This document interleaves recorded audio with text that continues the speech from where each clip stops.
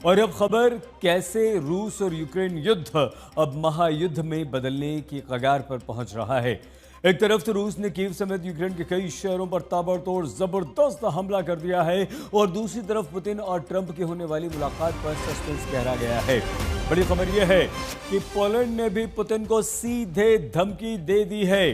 जी हां, पोलैंड ने साफ कर दिया है कि अगर पुतिन का जेट उनके एयर स्पेस से गुजरा तो वो उसे गिरा देंगे। मतलब ये हुआ कि ये पुतिन और रूस को पोलैंड की सिर्फ खुली धमकी नहीं बल्कि महायुद्ध की दस्तक है।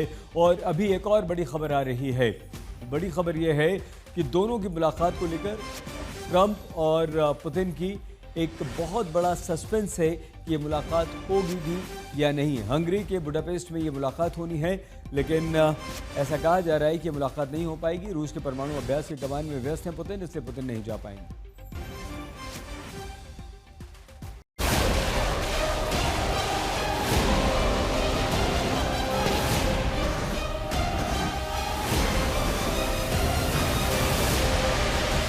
पुतिन की सेना ने यूक्रेन पर अपनी घातक मिसाइलों और ड्रोन से ताबड़तोड़ हमला किया है। कीव समेत यूक्रेन के कई शहरों में रूस ने बारूद बरसाया है।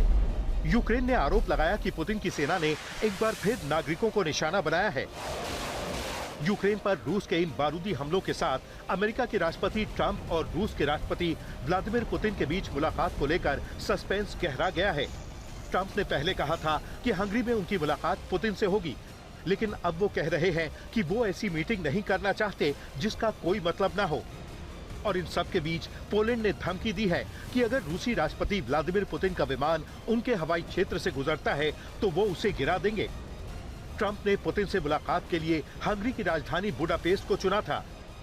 इस मुलाकात के लिए पुतिन के विमान को यूरोपीय संघ के किसी देश के ऊपर से होकर गुजरना पड़ता। ऐसे में पोलैंड का बयान पुतिन के लिए सीधी चुनौती की तरह है।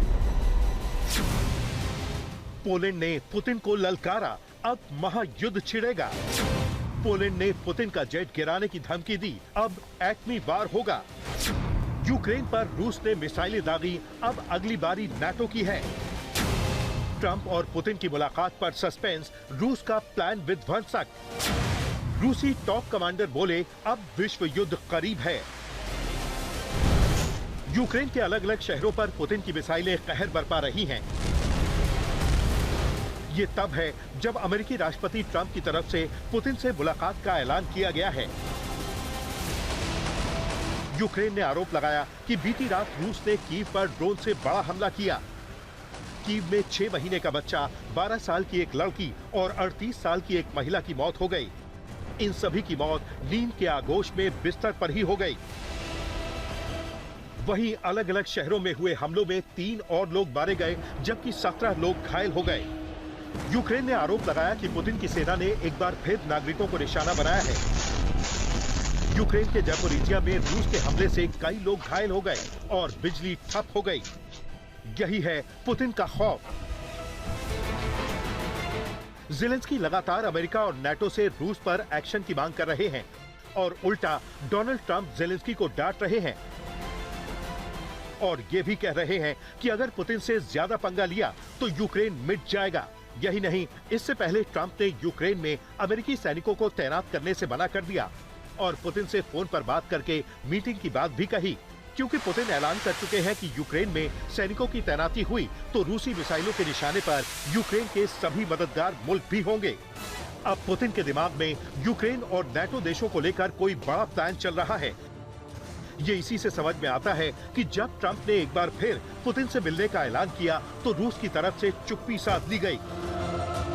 ट्रंप शुरुआत से रूस और यूक्रेन के बीच युद्ध विराम की कोशिशों में लगे हुए हैं, लेकिन पुतिन है कि मानते ही नहीं। और जैसे ही दूसरी मीटिंग के नाम पर रूस ने कोई दिलचस्पी नहीं दिखाई तो ट्रंप कह रहे हैं कि पुतिन के साथ फिजूल की मीटिंग नहीं चाहते हैं।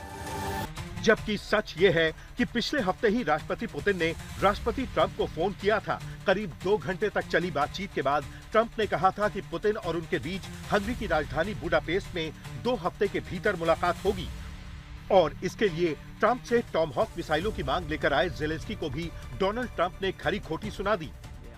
ज़ेलेंस्की यही चाहते हैं कि अमेरिका अपने विध्वंसक हथियार यूक्रेन को दे, जिनकी मदद से यूक्रेनी सेना रूस के अंदर तक और सैन्य ठिकानों को निशाना बना सके।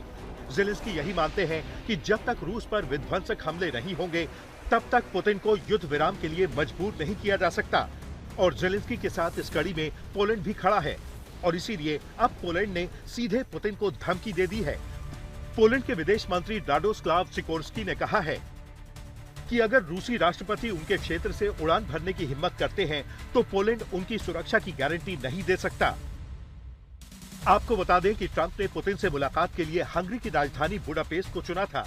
इस मुलाकात के लिए पुतिन के विमान को यूरोपीय संघ के किसी देश के ऊपर से होकर गुजरना पड़ता, क्योंकि पुतिन की तरफ से यह ऐलान हो चुका है कि वो कई फ्रंट पर युद्ध लड़ने के लिए तैयार हैं।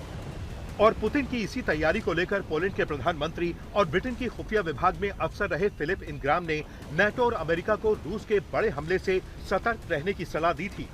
ब्रिटेन के पूर्व इंटेलिजेंस अफसर इंग्राम की माने तो पुतिन के निशाने पर सिर्फ यूक्रेन नहीं बल्कि पूरा यूरोप है। जैसे ही पुतिन को मौका मिलेगा वो अपनी बारूदी ताकत का इस्तेमाल करने से पीछे नहीं हटेंगे। पुतिन यूरोप को ऑक्टोपस की तरह अपने शिकंजे में कस रहे हैं। पुतिन यूक्रेन में चल रहे युद्ध के बहाने पश्चिमी धन और संसाधनों को कम करने की कोशिश कर रहे हैं। यूरोपीय नेता बैठकों में ये पता लगाने की कोशिश कर रहे हैं कि कैसे जवाब दिया जाए। उधर रूस लगातार मजबूत हो रहा है। पुतिन की हालिया उकसावे वाली गतिविधियां नाटो को हवा में उलझाने की चाल है। हमने नाटो हवाई क्षेत्र का उल्लंघन करने वाले रूसी विमानों की संख्या में भारी वृद्धि देखी है, जिससे गठबंधन की राजनीतिक और सैन्य दोनों ही सीमाएं पार हो गई हैं और उसकी परीक्षा हो रही है। रूसी MiG-31 लड़ाकू विमानों ने एस्टोनिया के हवाई क्षेत्र में 12 मिनट तक घुसपैठ की, जिससे पूरा यूरोप सख्ते में आ गया था। ठीक ऐसे ही पोलैंड के प्रधानमंत्री डोनाल्ड टस्क मानते हैं कि नाटो मुल्कों के एयर स्पेस में रूसी ड्रोन और लड़ाकू जेट की घुसपैठ के पीछे पुतिन का खतरनाक प्लान है। रूस को सबसे बड़ी बढ़त उनकी मानसिकता दिलाती है। रूसी सेना के आगे यूरोपीय देशों का मनोबल कमजोर दिखता है। वो लड़ने के लिए तैयार हैं, वो बलिदान के लिए तैयार रहते हैं और वो किसी भी अंजाम का सामना करने के लिए भी रेडी हैं। पश्चिमी देशों के मुकाबले रूस का नेतृत्व भी मजबूत और निर्णायक है। यूरोपीय देश कोई भी फैसला लेने में देरी करते हैं और कई बार सही निर्णय नहीं ले पाते। इस मामले में रूस ने अपनी बढ़त को कायम रखा है। अगर यूक्रेन पर जीत हासिल की तो फिर भविष्य ये होगा कि मेरे देश का खात्मा होगा और फिर यूरोप ही खत्म हो जाएगा। मुझे इस बात में कोई संदेह नहीं है। पोलैंड, रोमानिया और एस्टोनिया ये तीनों नाटो के सदस्य हैं, लेकिन तीनों मुल्कों के एयर स्पेस में पुतिन की सेना घुसपैठ कर चुकी है। भले ही पोलैंड की मांग पर फ्रांस और जर्मनी ने अपने लड़ाकू विमानों की तैनाती रूस बॉर्डर के करीब कर दी हो, लेकिन नाटो के लड़ाकू विमान भी पुतिन के बारूदी इरादों पर एकदम बेअसर हैं। रूसी सेना लगातार यूक्रेन पर अपना शिकंजा कसती जा रही है। ऐसे में जेलेंस्की की पूरी उम्मीद अमेरिकी राष्ट्रपति ट्रंप के एक्शन पर टिकी है। जेलेंस्की यही चाहते हैं कि पुतिन को रोकने के लिए हथियारों के साथ साथ यूक्रेन में नाटो और अमेरिकी सैनिकों की तैनाती हो, मतलब अमेरिका और नाटो की युद्ध में सीधी एंट्री हो। लेकिन यूक्रेन की मांग के बावजूद अमेरिका और नाटो युद्ध में सीधी एंट्री से दूरी बनाए हुए हैं। आज तक ब्यूरो।